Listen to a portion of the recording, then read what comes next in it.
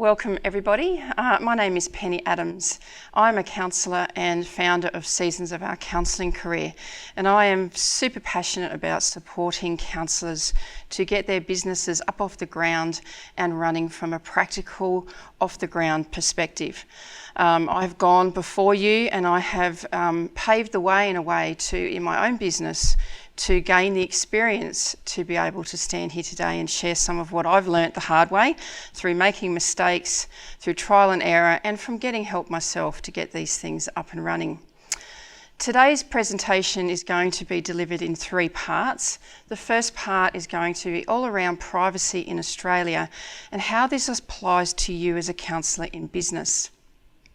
The second part is going to be about online counselling, how to get your business up off the ground and into the online space.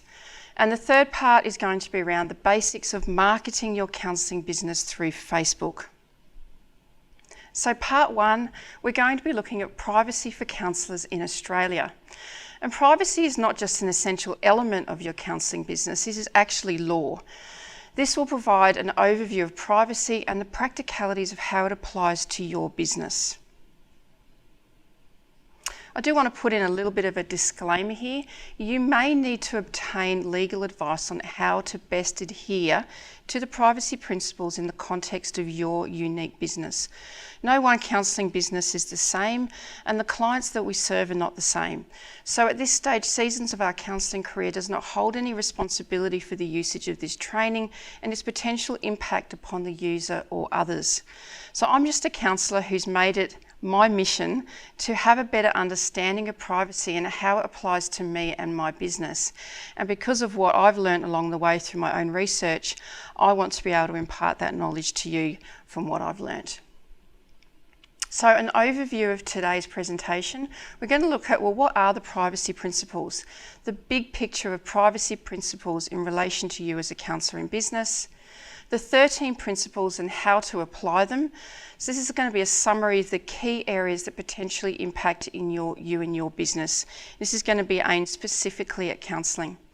Tips, tools, links, and what about those cookies? I'm sure when you visited a website, you've been inundated with the request to accept cookies. So we're going to chat very briefly about how the GDPR might affect you in your business. So what are the privacy principles? The privacy principles, or APPs as we're going to call them moving forward, are 13 principles based on the Privacy Act of 1988. This is Commonwealth legislation. They are legally binding principles that are based in law. And for a summary of these, this is a really good, handy, quick reference tool that you can keep with you. There's a link there that you'll be able to follow. It's a PDF download that you can just print out that provides a summary of the 13 privacy principles. The privacy principles talk about 5 parts of the life cycle of personal information. So part number 1 is consideration of personal information. This applies to the APPs 1 and 2. Life cycle part 2 is the collection of personal information, how we collect the information from our clients. Part 3 is dealing with the personal information, which is APPs 6, 7, 8 and 9. The integrity of what we do with personal information, how we look after our clients' personal and sensitive information. That's APPs 10 and 11. And part 5 is access to correction of personal information, which is covered in APPs 12 and 13.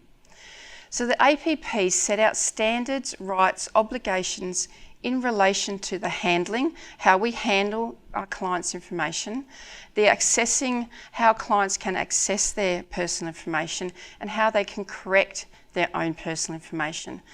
And this is a really important thing to note, and I think sometimes counsellors get a little bit confused with this. They are technology neutral, which means they apply equally to paper-based information and the digital environments. APPs don't discriminate between the two. So are counsellors in business, are they what is called an APP entity? Well, yes, they are. And so what is an APP entity? An APP entity is an organisation that holds information about their clients or customers that is considered to be personal information and includes sole traders, body corporates, partnerships, associations and trusts. Counsellors are regarded as a health service under privacy legislation and hold sensitive information beyond what we would call normal personal information. So we're going to cover that a little bit more detail further down. So what is actually personal information? Personal information is defined as any information or an opinion about an identified individual or an individual who is reasonably identifiable and includes whether the information opinion is true or not. So it doesn't actually matter whether it's based in any truth, whether the information is recorded in material form or not. And general examples include name, address, signature, telephone, date of birth, medical records, commentary, or opinion about a person. And you may know when you go and sign up for, you might sign up for Netflix and you go in, you give them your email address, you may provide them with your telephone number and you may put your credit card information in there so they can bill you each month. You are handing over your personal information to Netflix. So sensitive information is a slightly deeper level again, and any information held by a health service is regarded as sensitive information and attracts additional privacy protections compared to other types of personal information. The collection of sensitive information must be what they call reasonably necessary, and I will talk more about that further down. And the individual must consent to the collection of this sensitive information. So in other words, we have a higher responsibility as counsellors regarding the personal information we collect and how we store it. So I've done up this little life cycle of information in the counselling business based on whether you collect your information paper or digital or a mix of both. Most counsellors these days will do a mix of both paper and digital, so this applies to everybody. So just as a summary, we're going to go through these in a little bit more depth shortly. Stage 1, the client finds you. They go looking for a counsellor. So how do they find out about you and the information they provide to contact you? Stage 2, intake. This covers the whole intake process from booking, payments, intake forms, and how that information is handled, and also requests by the client for access to their information. Stage 3 is the active therapy stage. Case notes, video and audio recordings, reports from other professionals either coming to you or going from you, the way that you keep in contact with your client, email, SMS, Facebook Messenger. There's so many ways these days we can keep in contact with people. Storage of information, how all your client personal information is transferred, stored, secured, and then accessed, and who it is accessed by. Stage 5, referrals and shared information, how information is transferred to the client and or other professionals, government bodies or authorities. And then towards the end of your relationship with your client, closure and continued storage of their personal information. What happens to their personal information once the client has finished with you? So from the beginning, before you commence counselling, your business must have a clear and up-to-date privacy policy. It has to be available to all free of charge. It needs to be easy to read, and it must be reviewed regularly to keep up to date with your evolving business. Your privacy policy must be relevant to your business and the information that you collect. That is why going on the internet and copying someone else's to use for yourself is not particularly a good idea, because people create their privacy policies based on their unique business. So the APPs talk about this concept of privacy by design. And so privacy should be incorporated into your business from the very beginning, so that you set yourself up right from the start. Because as soon as you start counselling clients, putting yourself out there or marketing your business, you're going to be starting to attract personal information.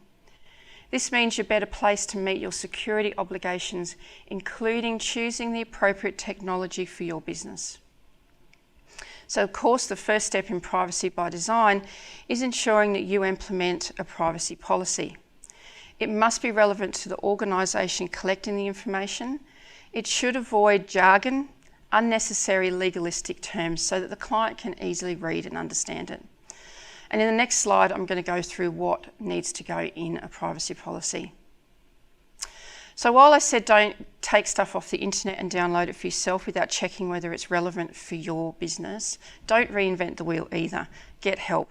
There are plenty of people out there that you can purchase templates from, even within the counselling industry. There are people out there that can provide you with templates that they've based off other work that they've done for counsellors that is relevant to the counselling industry, and it doesn't have to be a really expensive process. So what must it contain? This is directly from the APPs, and this is the type of information that must be included in your privacy policy for it to be legal.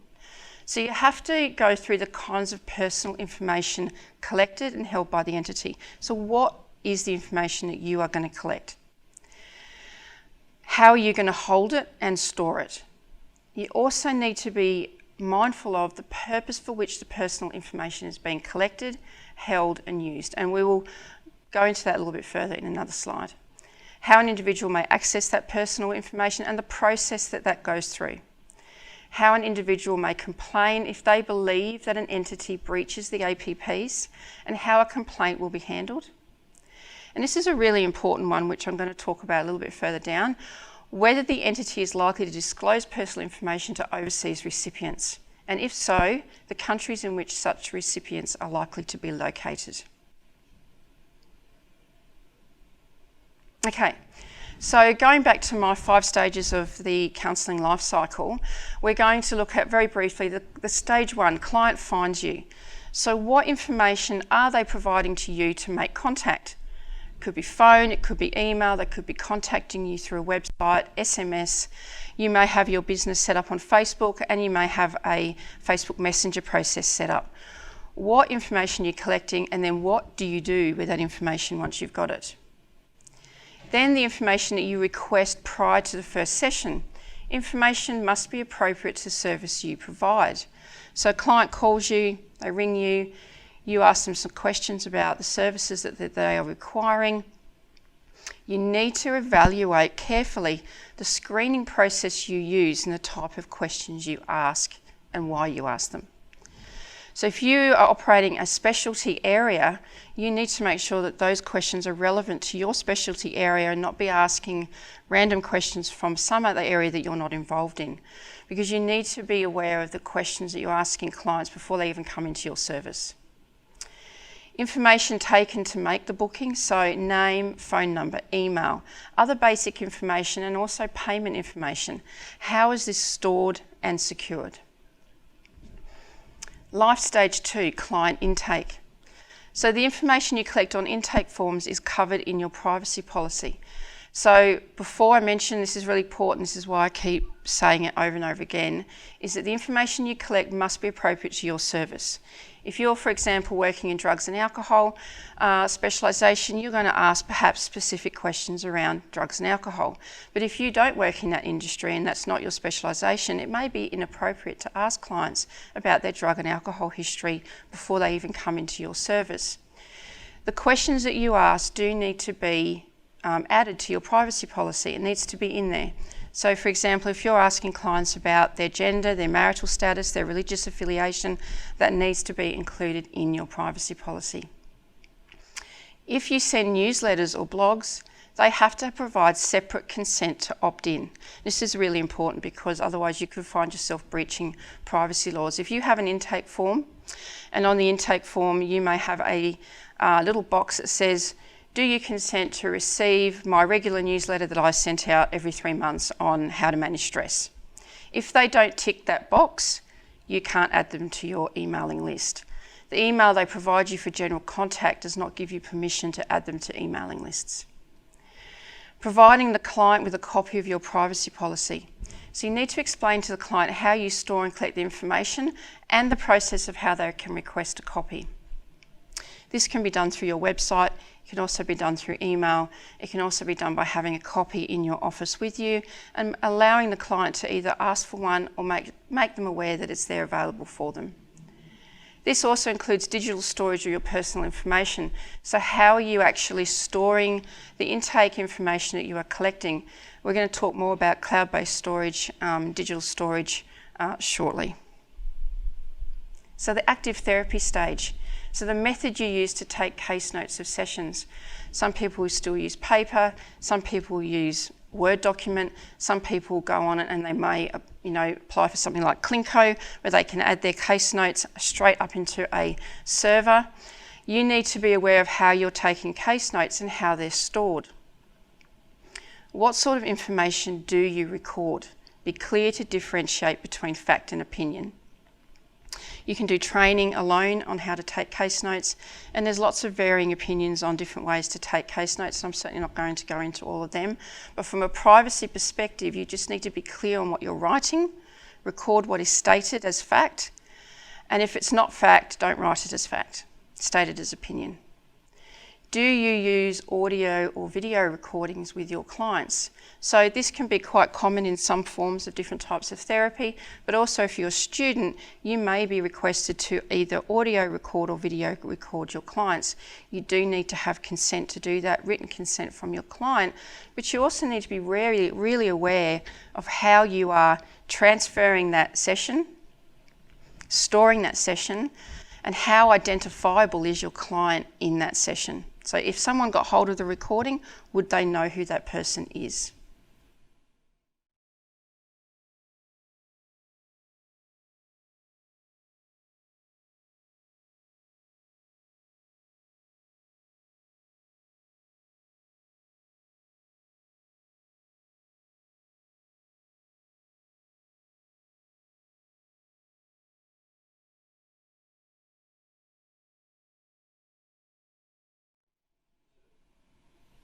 Okay. So life stage 5, referrals and sharing of information. The personal information provided in referrals needs to be relevant and appropriate. So the information that you pass on has to be appropriate to your service, the service you're referring to, and be mentioned in your privacy policy. So you do need to cover in your privacy policy that if the need for a referral or information sharing occurs, how that will be handled. The client must consent to referral or information sharing. Written consent for each referral must be provided by the client. Blanket consents are not preferable. Some people do a blanket consent where they kind of go, if I need to be referred to someone, I'll just tick a box and that's all good from there. I prefer not to use that option. Having worked in schools for a lot of years and dealing with a lot of referrals and a lot of case management, it's not a preferable option from that perspective. So making sure that the client has control over information that they are sharing is also really good as well. It may be, for example, if I use the example of a child who has a learning disability, parents may want the child with a learning disability to go and see an occupational therapist. You provide certain information in a referral or a sharing of information, but the parent may say to you, look, I'm really happy for you to share this information about Johnny to the OT, but when it comes to our family and maybe some of the issues we've been having within our family, I don't want that information shared. So they have control over what information is shared.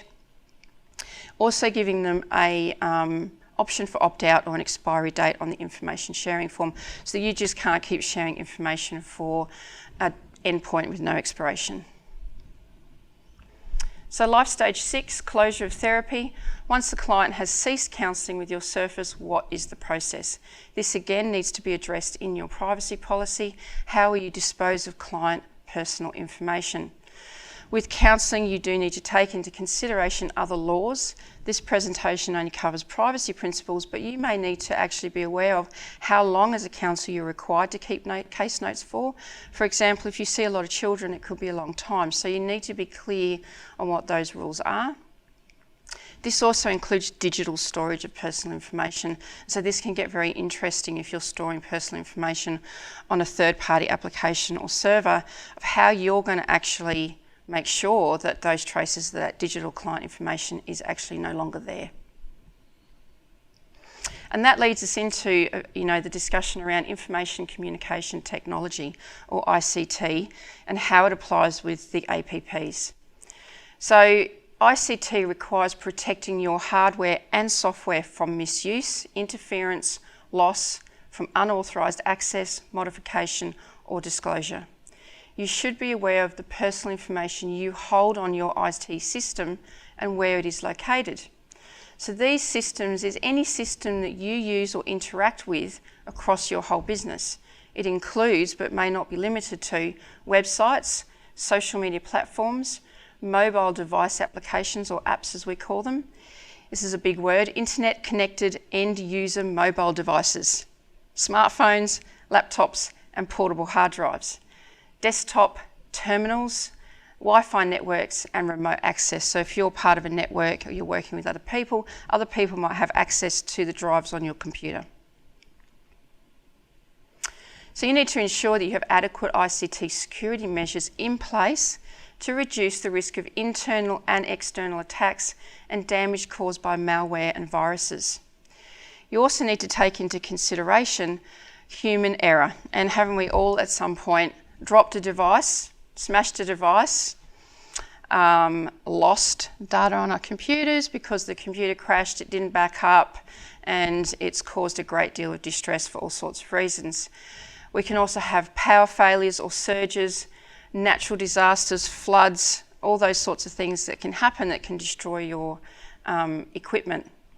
So important aspects to consider with ICT is your software security. Is it sufficiently secure?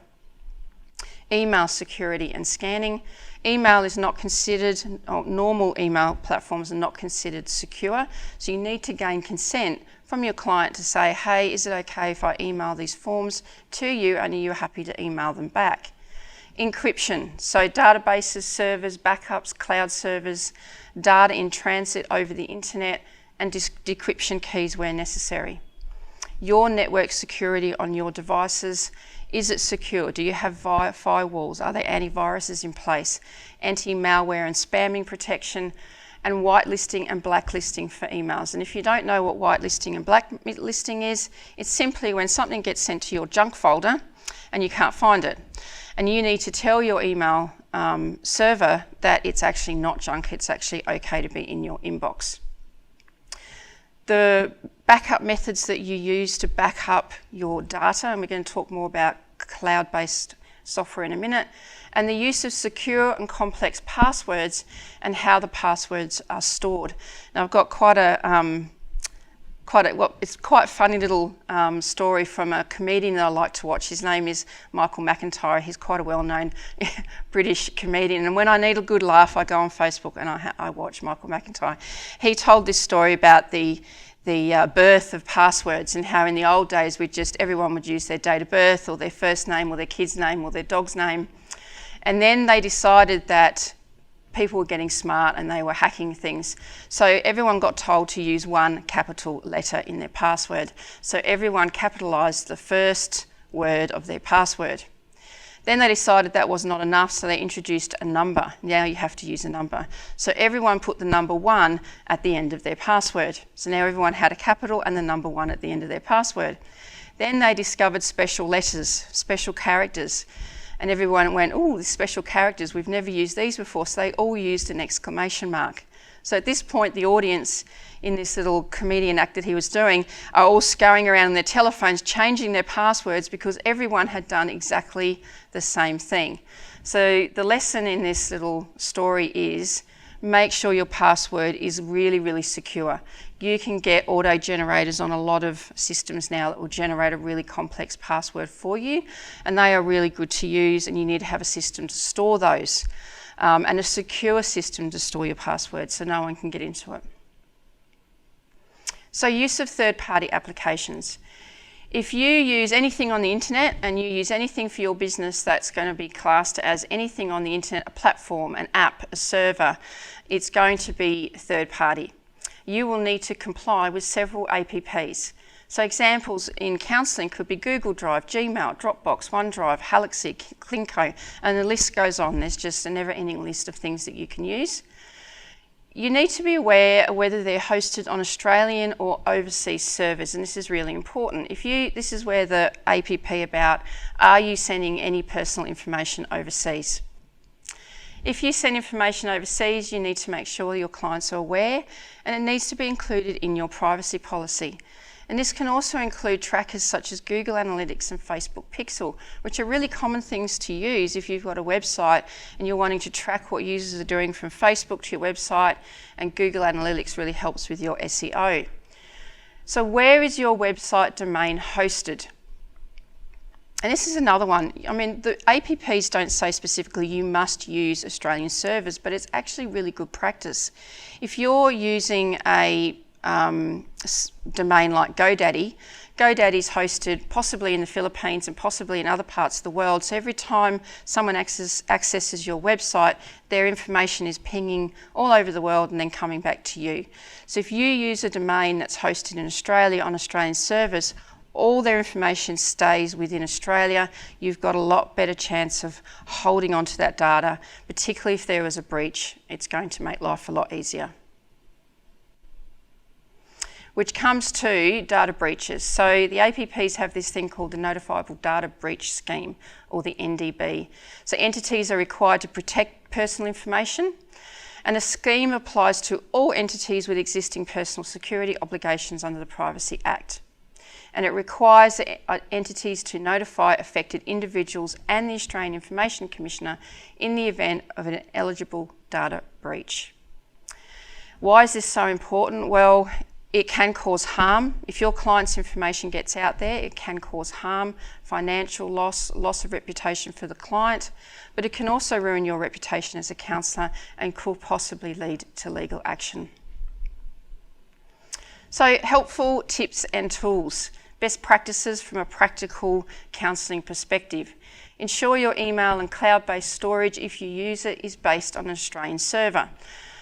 From my knowledge, Office Suite for Business, and it has to be the business one, just not the general personal one, is based in Australia. That's based on some research I've done with some other people. It's the only one that we were able to find that is actually hosted in Australia, and that gives you access to OneDrive, Outlook, and the suite of Office apps. Do your research and find domains for your website hosted in Australia. So Ventrap and NetRegistry are two that I know of. A lot of counsellors in Australia use website hosting such as Squarespace, Wix, etc., which is okay as long as no client personal information is going through your website. So if you have a sign-up form or a contact form or payment forms going through your website, they are going to be loading that with personal information. If you are using testimonials from clients, make sure you obtain written consent to do so before you post them anywhere. Good practice to switch off reviews on Facebook, as you cannot control the information, but you are responsible for it. If you are unsure, reach out for help from someone who knows. Get an IT person to assist you, or a lawyer if you have special requirements for your business. So what about the GDPR? This is the European Union privacy. And how does this affect Australian counsellors, and why do we seem to be so affected with this cookie stuff all the time? Well, it stands for the General Data Protection Regulation and has applied since May 2018. It means if you offer any goods, services, including counselling in the EU, or if you monitor the behaviour of individuals in the EU, which means if your Facebook Pixel or your Google Analytics app is going to be including people who may visit your website or your Facebook page from the European Union, this is you as well, which is pretty broad. You can't really control that, can you? Or if you're advertising specifically in the European Union towards clients, this is you and you need to comply with it. There is some really strong similarities between the GDPR and Australian privacy, but there are also some quite specific differences. So if this is you, you need to make sure you get this added to your privacy policy. Consent regarding tracking information of EU individuals visiting your website.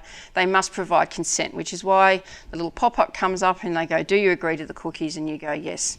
So that's why, because cookies track information and they help websites load quicker. So here's some helpful links and references. These are the ones that I've used to research the material for this presentation.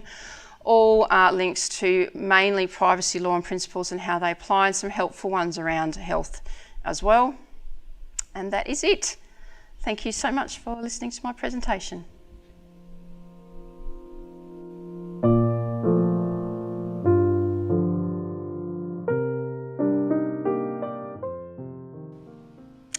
Okay, welcome back to part 2 of today's training.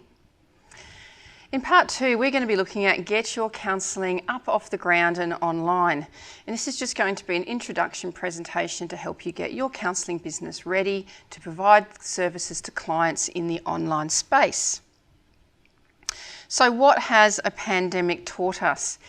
It has shown us that we have been able to transition very quickly from doing everything face-to-face to going online via video platforms, and we've done this very quickly out of necessity.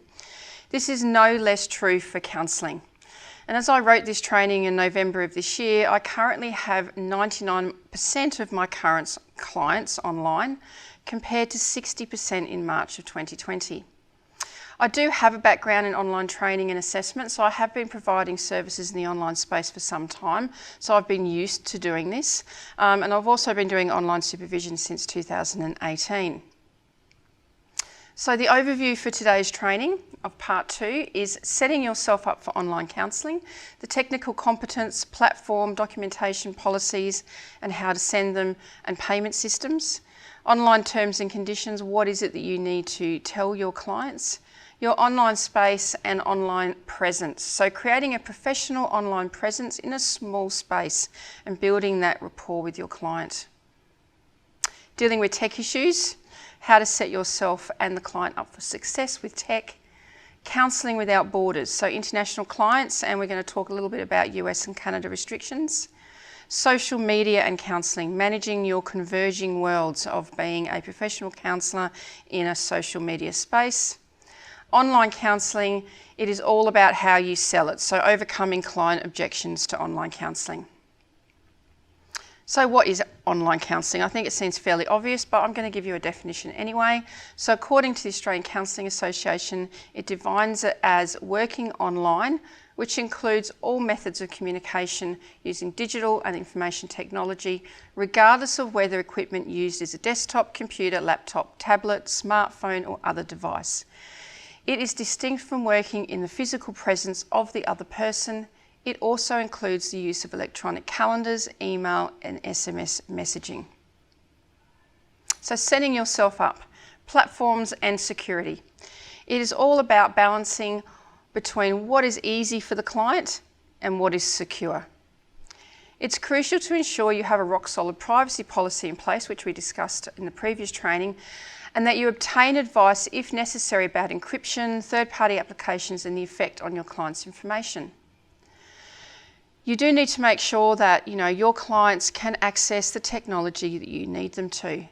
It is a big deterrent to clients if you've got a complex system and they can't access it. They're not going to come and see you. So it's that balancing act again about being what is easy but also secure. You also need to be practical, so nothing on the internet can ever be guaranteed to be 100% safe and secure. Don't promise that, just inform the client of the risks and do your bit to protect them as much as possible and yourself.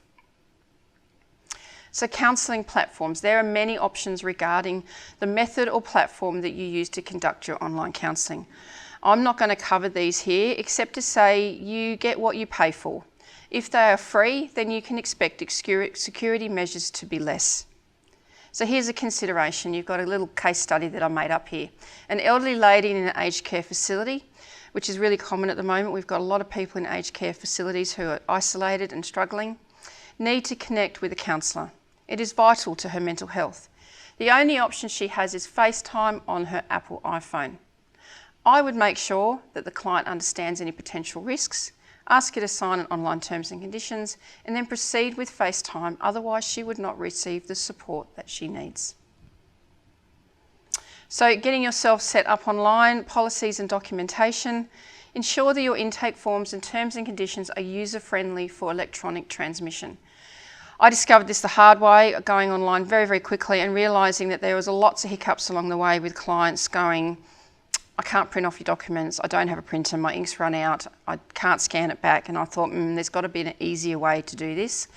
So I created forms that are in Word and PDF that are fillable. Okay, and when I say fillable in Word, I mean there's a little thing that says insert text here, and they insert the text into the little box. This can be done relatively easy, and you can easily get help doing this. Also create separate online terms and conditions that set out all the processes and considerations of your online counselling service. And I'm going to talk a little bit more about that in a minute. And again, refer to your privacy policy on how you transmit these intake forms and documentation. Payment options. If you've been doing counselling mainly face-to-face, you've probably taken cash, perhaps had a client transfer money into your account, or you may have had use of maybe an EFTPOS machine that an organisation's had there for you. But there are several payment options available, including embedding them in your website. Again, refer to your privacy policy. However, for ease of payment, consider the following options. The easiest and the cheapest is electronic transfer via BSB account. Send an invoice through your accounting software like Xero or QuickBooks. Set up PayPal for Business and send invoices through that. Just be aware that they do take a percentage. It's only small, but they do take some. Stripe is another option that puts direct credit card payments onto your website. Square readers, which you can purchase from places like JB Hi-Fi or Harvey Norman, are a little white square thing that have a chip in it. You can swipe a card, you can insert a card, but the beauty of a Square is that you can also take payments online or over the telephone. So you can punch in their credit card details on an app that gets downloaded to your phone. They're $69. They take a small percentage. It's really easy and a lot of people use them successfully.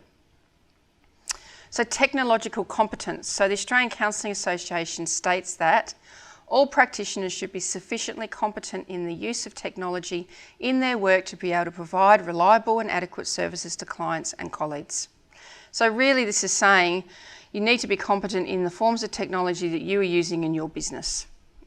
Understand what the platforms and third-party applications are, understand their terms and conditions, how to troubleshoot and get support if needed.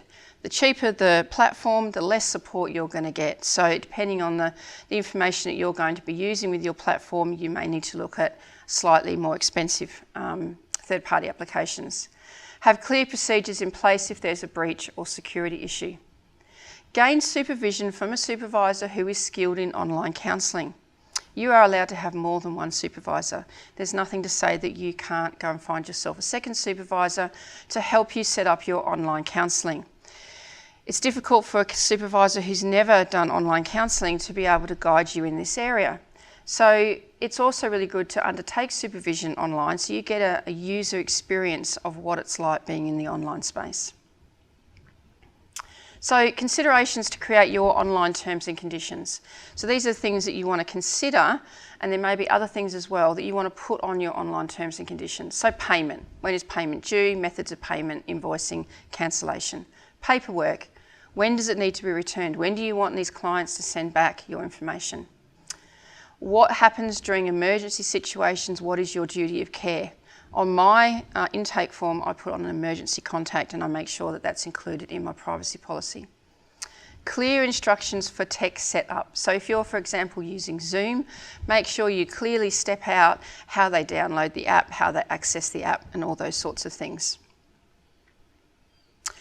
Your responsibility regarding the counselling environment. So you can provide a safe, secure environment at your end. That is your ethical duty and obligation. But you can't really control what happens at the end of the other person, and all sorts of things can happen. You need to make sure that you explain that to the client. Also, a disclaimer re technology and the risks involved, just as we did before. Acknowledging you take every security precaution, but cannot ever guarantee complete security. So how do we go about creating a professional online presence in a small space? I know that when COVID hit South Australia at the beginning of this year, or around March this year, all of my family was at home and I was trying to do online counselling in what is not a very large house. So it really got me thinking about how do we create this space in a very small space. This picture might be a bit of an over-exaggeration of what your circumstances may be, but I think some houses potentially did look like this when everyone was at home. So it's hard to find a space where you can have privacy and a sense of professionalism, but is it as hard as what it seems? So what space can you use? Well, you can actually really use any space that is private. You can sit in the garage or the laundry because you could set it up and no one will even know you are in there. You don't even need a wall behind you. You as the counsellor though need to be comfortable, sitting and have heating and cooling if necessary. You also need to be able to access the internet or hotspot off your phone adequately. Video takes greater internet and therefore you need to have good solid internet. Sitting outside is trickier because of privacy and sound and lighting issues, but if you do happen to have a really good spot in the garden that's got good lighting and is relatively sheltered, it may provide a nice sense of peace and quiet for your clients. So let's talk background. Okay, so this is a screenshot that I took off my computer, and this is all you can see. Clients can only see what's in the frame of the computer and nothing else. Okay, and I think that's really important to note because we can get really caught up in creating this big massive space, but at the end of the day, the client can only see what's in the frame of the computer. However, what is behind you is really, really super obvious to everybody. So you need to be really conscious of what is actually sitting behind you, particularly around any identifiers that you may not want in the picture. So pictures of your kids or things like that, you might want to remove those sorts of things. You can create these types of backgrounds easily, cheaply, without rearranging or building a new add-on to your house or converting your garage into an office. You don't need to do this. You can use material on a frame. You can simply go and buy some material and staple it to a frame that your husband or wife puts together for you, because I'm presuming here that wives are really handy these days. A wooden board with wallpaper, adhesive vinyl, or foldable screen. You can buy green screens, and Zoom also have backgrounds that you can also position behind you. Just be a little bit careful with those, because I've noticed that when people use them, if they turn or move too quickly, half their body sometimes disappears, which can look a bit awkward. So you can see here, I've put up some shots here. This is actually the room that I use at home. And you can see what I've used. I've used a foldable frame. It cost me, I think, $110 from Temple & Webster, doing a little plug there. You can buy them quite easily. They send them straight out to you and they just fold up and they just stack away in the cupboard, and it's quite easy. I also use the other frame with the chair and the door in it. So it's only a small space. You can't see beyond that. So you wouldn't know if the rest of that space is a complete mess because you can't actually see it.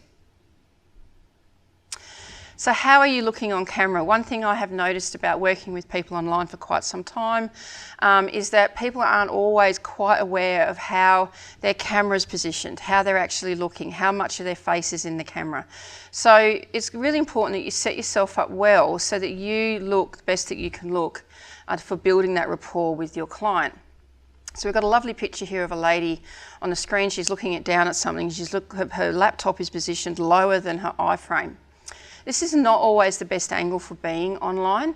I always position my laptop slightly higher than my face. I have a stand that my laptop sits on, and I position the screen slightly down. But I used to use a box when I first started. I just stuck it on a cardboard box. This can also help with double chins. So, you know, if you're a little bit older or, you know, you do have a chin that you're worried about on camera, positioning the camera a little bit higher can actually take that away as well. Make sure you're showing from just below the shoulders up, and that you're sitting a little bit back from the screen, not right on top of it, because you don't want to have a full face in the camera. You want some background around it. Also be careful of the types of tops and colours that you wear. Plain colours are best. Avoid stripes and dots, they can get a bit glary on screen. And also be mindful too, ladies, of how low your neckline sits at the top of your chest can be visible on screen. Dress professionally for the service that you provide, as you would normally do if you were face-to-face. So lighting, this is another area that I notice often gets quite overlooked. It's super, super important, and there's nothing worse than being on screen with someone and they look like they're in the dark, or the light is right behind them coming through the screen, and it's really distracting.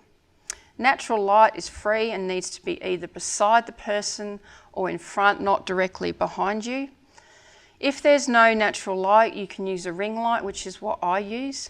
There are many available, from really quite cheap up to quite expensive, and you can even get some that clip on the top of your laptop.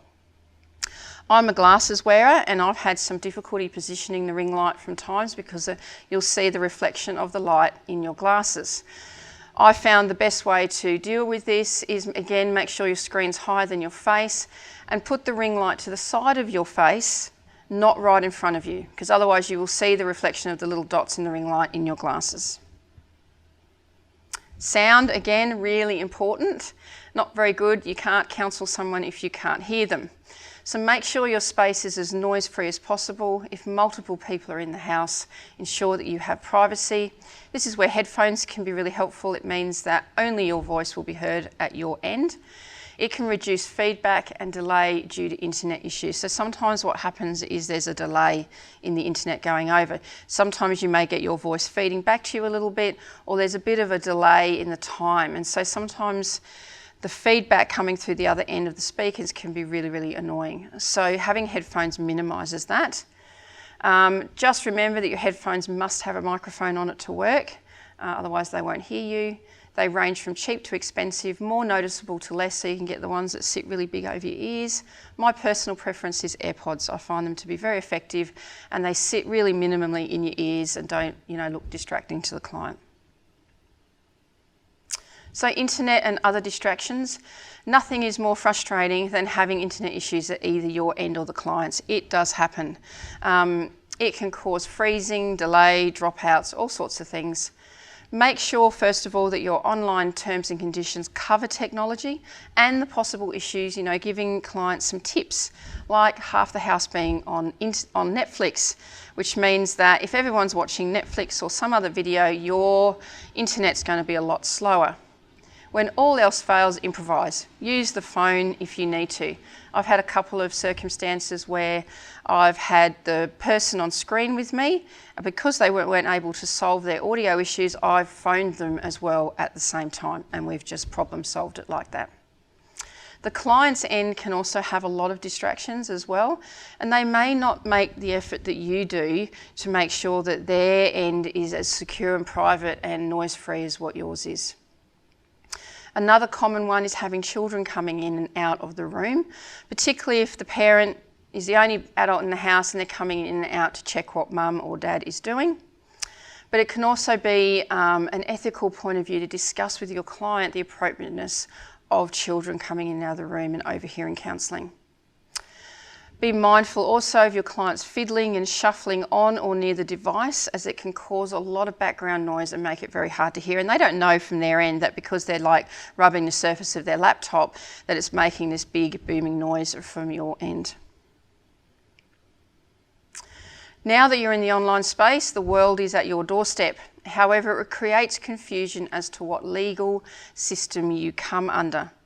Australia or the country of your client. If you are going to counsel clients outside of Australia, ensure your client agreement states that it comes under the laws of the country of the counsellor, i.e. Australia. It could be advisable if you are seeing a lot of international clients to get a lawyer to draw this up.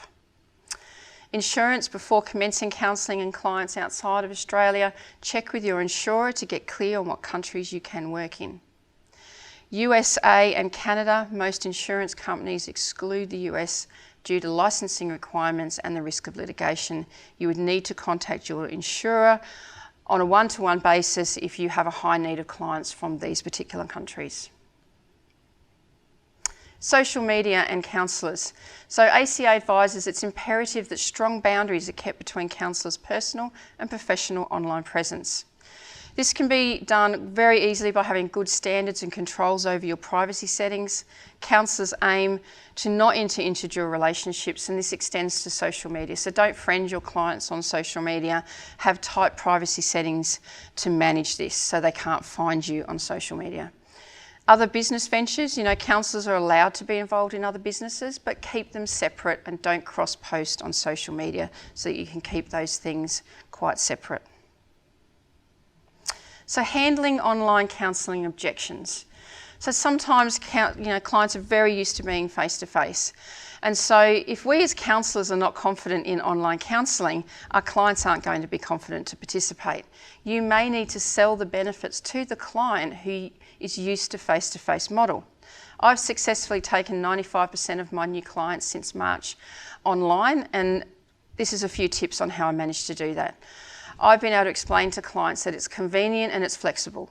I can accommodate out of hours counselling that I wasn't able to do previously, like nighttime sessions, rather than the client taking time off work during lunch, being under pressure, not really fully engaging in the process because they know they've got to get back to work. They're in the comfort of their own home. It's easier for couples or single parents with kids when the kids are in bed. Clients can sit down by the beach, in the car and relax. I have a few clients that do that. It reduces the stigma effect of waiting rooms and being seen going to a counsellor, which if you live in a small country town or in the rural area, that can be a factor for some clients. I am flexible with the platforms that I use to suit the client. And couples and families can also be in different locations. I work with quite a few FIFO families, so people who have fly-in, fly-out partners. And you can successfully do couples counselling when one person is 500 kilometres away and the other person is in another space quite easily. So there are a couple of links and references regarding the ACA guidelines and also the ACA scope of practice. And that is my presentation today on getting up off the ground and online in your counselling business.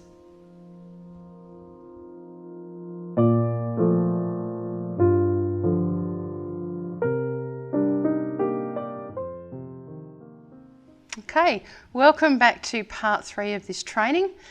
And in this session, we're going to be looking at growing your business with Facebook.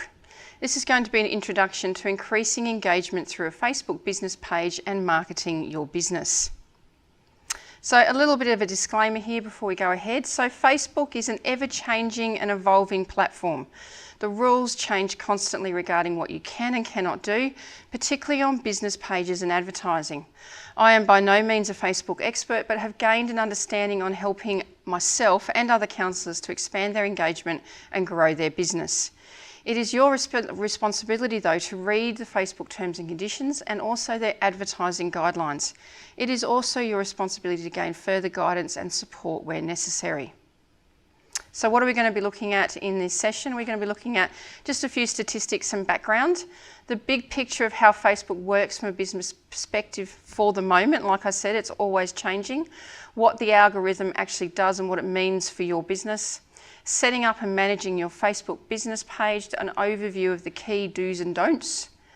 Organic engagement and reach for free, how you can gain free engagement for your business and develop know, like and trust factor through educating, inspiring and entertaining your audience. Tracking traffic from website to Facebook through Facebook Pixel and Google Pixel Helper. And paid advertising. Just briefly at the end, we're going to touch on this, being aware of ethical issues in advertising, counselling, and about doing the Facebook Blueprint courses. So what is Facebook? Just in case you don't know, Facebook is a social networking platform that was created in 2004 in the US by college students Mark Zuckerberg, Dustin Moskovitz, I'm sorry if I get that name wrong, Chris Hughes and Eduardo Saverin whilst they were at Harvard studying. So 2019 and 20 Facebook statistics. In 2020 there were 2.8 billion active users monthly on Facebook. And there were 11.23 million of these are based in Australia. 2.2 billion users are active mobile users. 74% are high income earners out of active users, which means for you that there are people out there who have money to spend on counselling service when they need it. Gender, 62% of users are women, 48% are male. The age ranges are fairly evenly spread, with 65 plus being the lowest, but not by much of percentage of users. 2020 video posts and lives. Video posts get 59% more engagement than other types of posts. Facebook live videos, as opposed to uploaded ones, are watched 3 times longer than any other video. Business in 2020, 93% of businesses are on Facebook and 6 million Facebook users are connected to small businesses and show their support through engagement. 20 billion messages are sent between people and businesses every month. 7 million businesses use Facebook for advertising, and 72% of business to client marketers report that Facebook is their top social advertising channel. So you can see that Facebook is right up there as an avenue for counsellors marketing their business. So 3 reasons why Facebook is a great choice to build your business. Number 1, it's free. A Facebook business page is completely free unless you do paid advertising. A Facebook business page is alive and moving as opposed to a website which is a static shopfront unless you are blogging. It is an awesome way to build credibility with peers and potential clients, and engagement is relationship, know, like and trust. 3 reasons why Facebook should not be your only method of marketing. You do not own your content.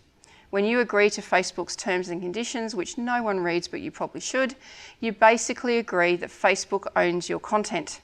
If you break their terms and conditions or community standards, they can shut you down, and they do. Either through content, posts, advertising, you can get your whole account shut down and then you lose everything. It won't work for you if you don't put some effort into it.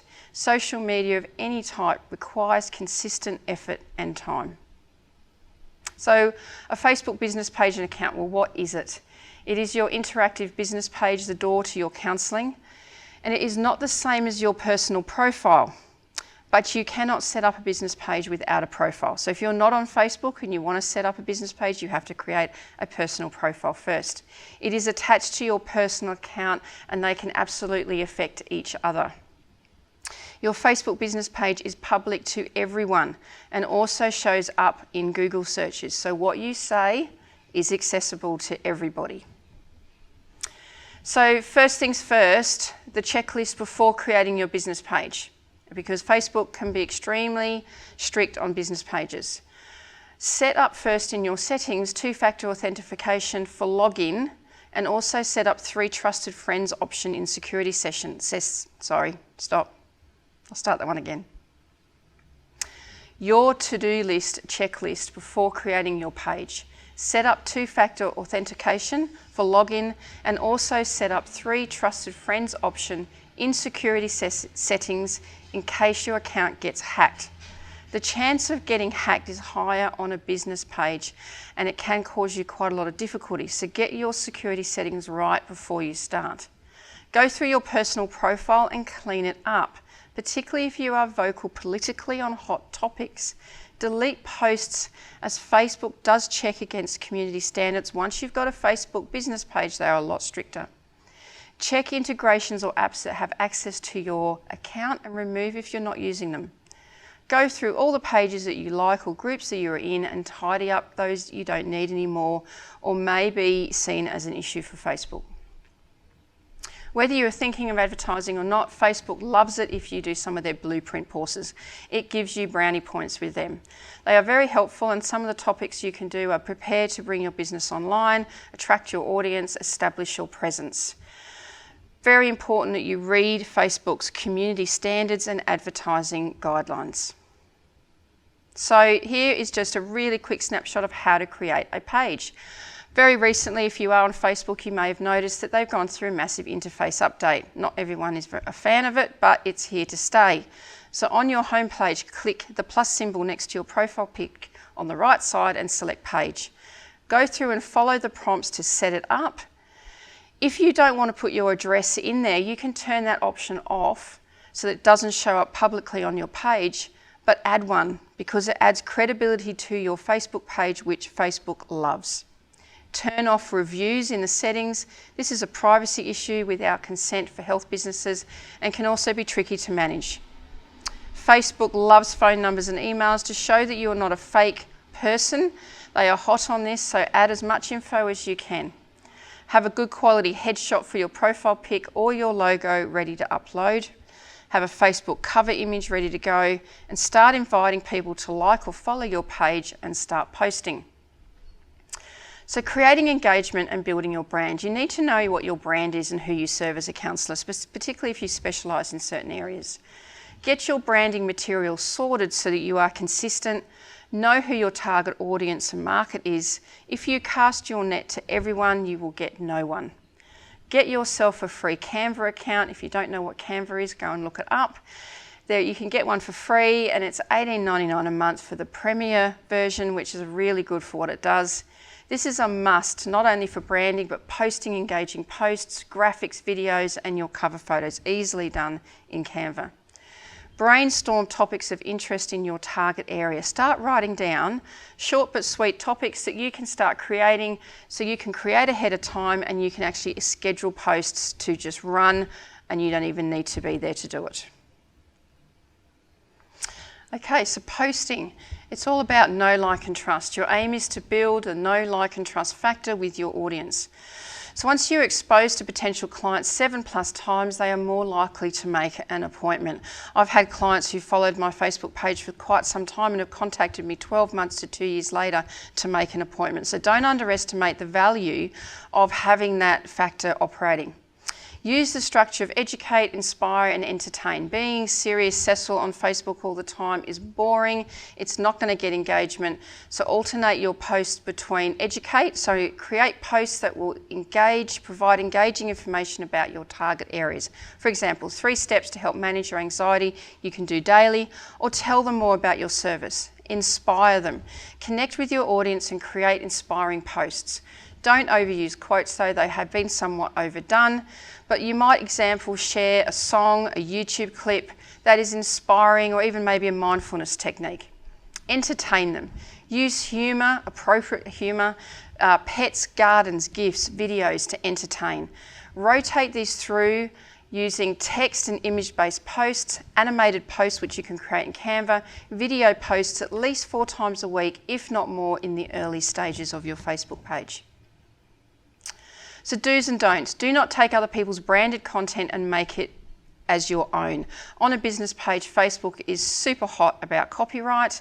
So you need to either acknowledge the owner of the post or graphic, or you need to create something for yourself. Use royalty-free images. Don't take off Google. I know people that have received legal letters on Facebook pages about images. Places such as Canva, Unsplash and Pexels all provide beautiful free images that you can use, and you don't have to acknowledge them as copyright. Don't ask people to like or comment on your post anymore on Facebook. We used to do it all the time. Facebook has not liked it for quite some time. They see it as clickbait. In your videos, it's better to put something like, tell me what you think about, and so the implication is tell me below, or drop me an emoji or thumbs up. Okay, so there's ways around it to get the interaction that you're looking for. So my top 3 tips: make content your own where you can. A popular quote or something that's really well known, you can repurpose into your own post. So if it's something that, a quote that everybody knows, you could actually make that into your own post, put an image on it, put your logo on it, and you can post it as your own. Keep people on your page. On our personal profiles, it's really common to share something we like, to share it to our page. The minute someone clicks on that, it takes them off the page and often out of Facebook. You want to keep people on your page. You don't want to send them to someone else's. So go to the source of that article, for example, and then share to Facebook so it goes directly to your page. Posting is all about your potential client, their goal, problem, issue, pain point or solution that they want. It's actually not about you. So don't use clinical jargon, don't use counsellor needs, and don't list your resume and qualifications. You can add these as another section in Facebook. If you really want to add those, you can in there. But it's actually about your potential client. Facebook is all about engagement, and it will only show your posts due to the algorithm to people who engage with your page. This is why in the early stages of your page you must post daily and include, if you feel comfortable, Facebook Lives on topics. Don't just do text, image-based posts.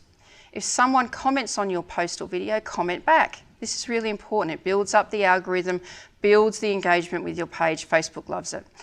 You can also invite them to like your page. If someone posts on comment on your post, you can actually invite them to like your page. The more likes you get, the more it builds up engagement. Going live is the #1 way to get engagement. Some people are comfortable with this, and for some people it can create huge amounts of fear. It is so much better than doing recorded videos. It's the quickest and easiest way to build engagement. Practice on your personal page, practice with your own camera, and then have a go at starting. It doesn't have to be perfect. Don't come across too professional and scripted. Natural is the way to go. You can have a professional welcome video that's pinned to the top of your page, but then do lives. You can even go walking, do it in your garden. Just be just be careful of what they can see about you in the background, and that leads into be careful of self-disclosure. Remember, you are a counsellor, and whilst you want people to engage with you, keep your personal life on your personal page, tighten up your privacy settings so people can't find you. If you're a blog writer, you can treat these posts that you do as blogs. You can save them and you can use them later. If you've already got a website, you can actually cross-post them to your website and use them that way. Incredibly good for building your SEO on your website. Messenger. Facebook recently undertook some changes and they've created a very professional business messenger system where you can create really professional messages, automatic responses, after hours responses. You can even book your clients now through a calendar system. Be aware again that this needs to be built into your privacy policy. If you have a website, you can also add Facebook Messenger as a contact option to your website. Once you have Facebook business page, you get access to Business Manager. Not easy to find, as Facebook loves to take you down many rabbit holes to find things, but I have popped the link there for you to easily find it. It allows you to manage all aspects at the back end of Facebook in your business account and your ads account if you want to run ads. It also allows you to set up your Facebook pixel, which links to your website, and gives you access to Creator Studio, where you can schedule all your posts a month ahead of time, walk away and leave it, and just monitor it and do comments. I'm not going to go into a lot in advertising because that is a whole separate training in itself. But if you do want to advertise on Facebook, you need to make sure that you first set up an ad account through Business Manager. When you do normal posts, Facebook is going to suggest to you to boost these posts on your normal page. Don't do this. It's a waste of money and actually costs you quite a lot. The key points with advertising, though, if you're thinking of doing it, don't advertise for at least 2 months of operating your business page. You need to build up that engagement. Get some help or training to set it up. There's a lot out there. Facebook loves to make things complicated, and Facebook ads is quite complicated. Advertising is a little bit like playing roulette. You need to decide on what you're happy to lose until you get data on your ads. I would suggest a minimum of $10 a day for 2 weeks, and be prepared to go, I'm prepared to let that money go until you get some data coming back. Start with engagement campaigns first, about engaging your audience. Don't take Facebook users off Facebook for at least 4 ad campaigns. Facebook does not like that. Facebook also scans your website and or landing pages before it approves your ads, so you need to make sure that they are all up to scratch. Like I said, it's very complex but can be very effective, but do get some help before you start doing this. Ethical posting and advertising counselling is not a regulated health service. However, AFRA guidelines are a good source of what is ethical. So the key points here are no misleading advertising, no competitions or giveaways to lure clients, no making promises that counselling cannot keep. Building know, like and trust is not sharing your whole life. Remember again, you're a counsellor bound by a code of ethics. Avoid your relationships, don't friend your clients, don't create groups with your clients in it, don't overshare about your personal life on your business page. And my advice, what I personally do, is I switch off my Facebook reviews. Some counsellors choose not to do this, but I do switch them off. And one final caution, everything you post is public everywhere. If you engage in political or hot topics posting, which you're really passionate about, you may need to decide whether Facebook business is actually for you or which is more important. You are responsible for what people post on your page, so please monitor it regularly. If you see someone has commented on your post, check it, read it. If it's breached community standards, your page can be shut down as a result and can be hard to get back. You can ban and block people from your page once someone has posted.